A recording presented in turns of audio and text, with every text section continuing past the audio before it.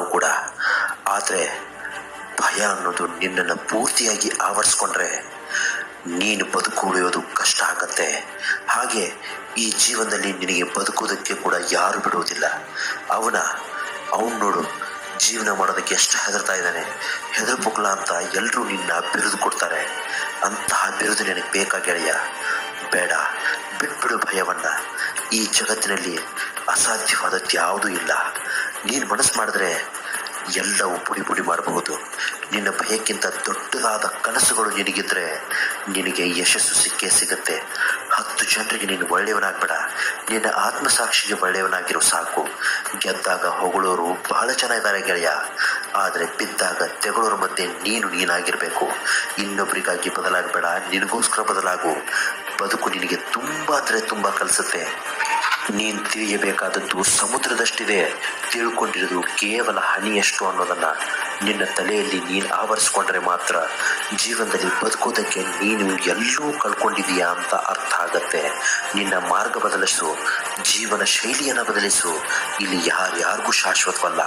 ನೀನು ಖುಷಿಯಾಗಿರ್ಬೇಕಂದ್ರೂ ಜೀವನದಲ್ಲಿ ಯಾರಿಂದಲೂ ಏನನ್ನೂ ಬಯಸಬಾರ್ದು. ಕಷ್ಟ, ನೋವು, ಸಂಕಟ, ದುಃಖ, ಏಟಿನ ಮೇಲೆ ಏಟು, ನೋವಿನ ಮೇಲೆ ನೋವು ಎದುರಿಸೋದಕ್ಕೆ ಆಗದ ಪರಿಸ್ಥಿತಿ, ಜೀವನವೇ ಬೇಡ ಅನ್ನೋ ಸ್ಥಿತಿ, ಆತ್ಮಹತ್ಯೆ ಮಾಡ್ಕೊಳ್ಳೋ ಗೋಜಿಗೆ ಸಿಲುಕ್ತಾನೆ ಮನುಷ್ಯ. ಇಷ್ಟಕ್ಕೆಲ್ಲ ಕಾರಣ ಏನು ಗೊತ್ತಾ?